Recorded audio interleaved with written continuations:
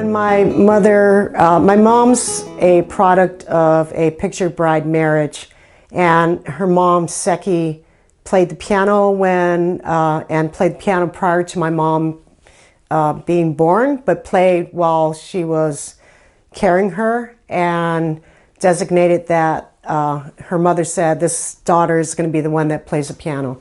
So basically, my mom was a prodigy at age 3, and they did everything, both parents and the brothers did everything to support this child prodigy.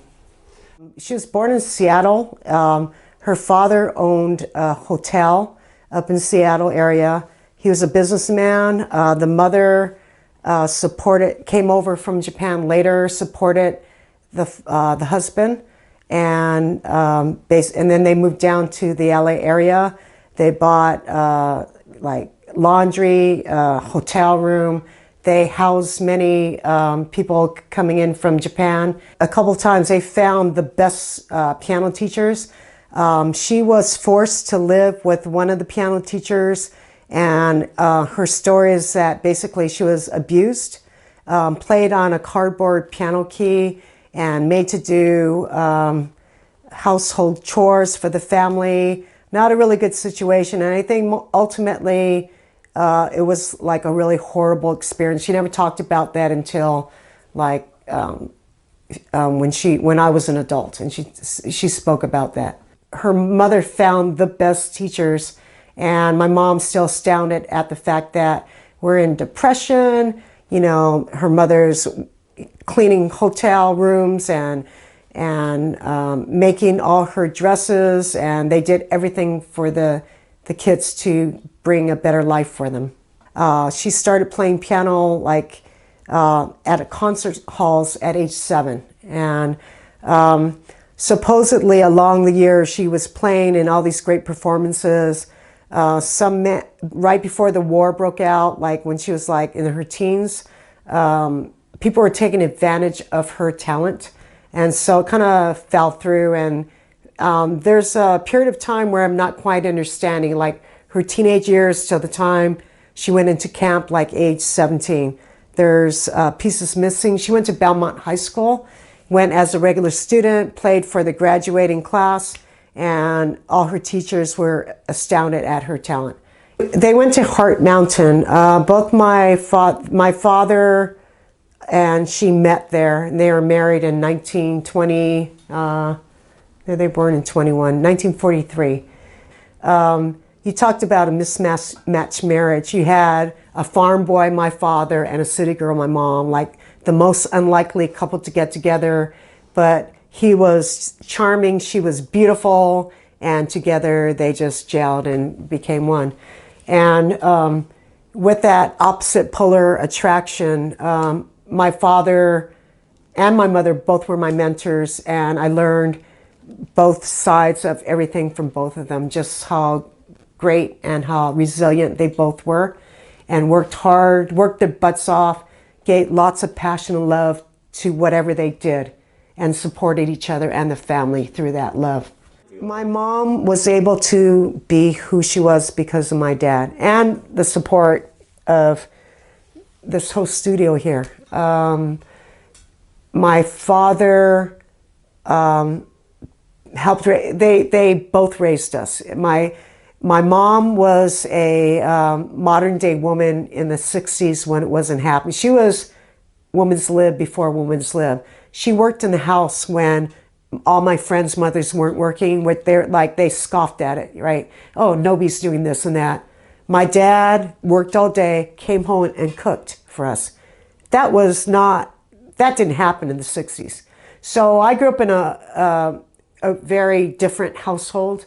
And so I was able, I'm the youngest child, I was able to witness all this. I grew up at the time after the Vietnam War, but we had, you know, the Yellow Brotherhood with Nick Nagatani and those guys supporting the Asian movement.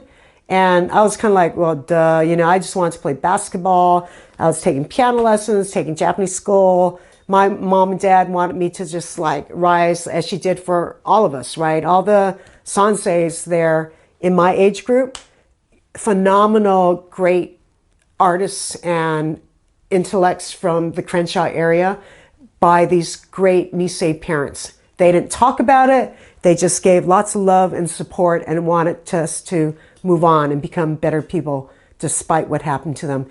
And it wasn't until I had to do reports in high school and stuff that I realized what they went through. But it wasn't until the latter years of my adulthood that I really realized what wasn't talked about and how we need to keep this memory alive and what they went through.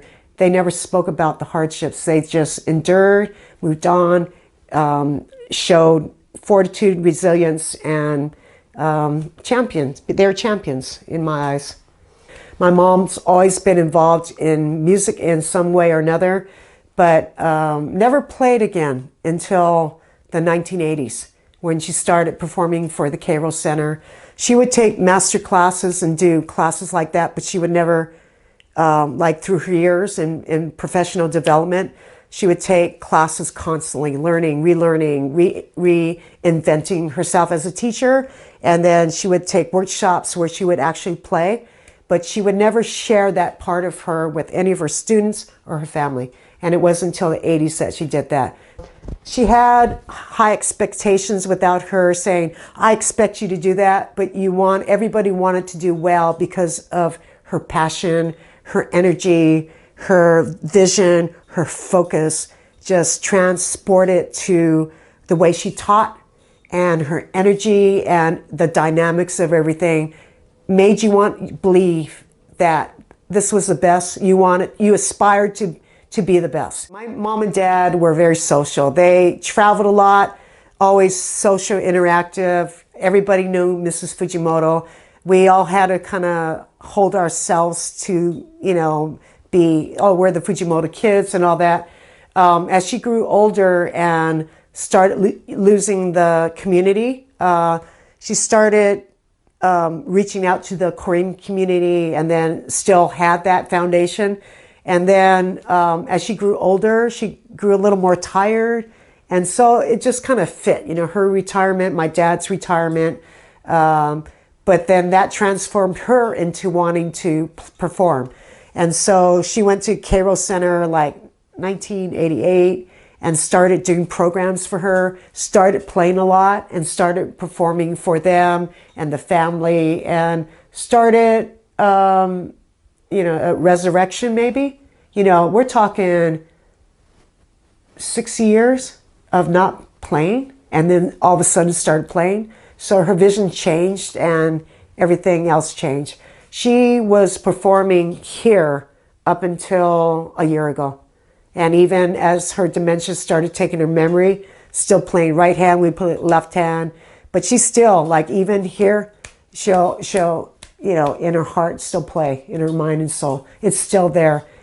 Music has kept her alive. The learning, the love, the passion, the socialization, she still has it in her heart. She can't express it, but it's still there,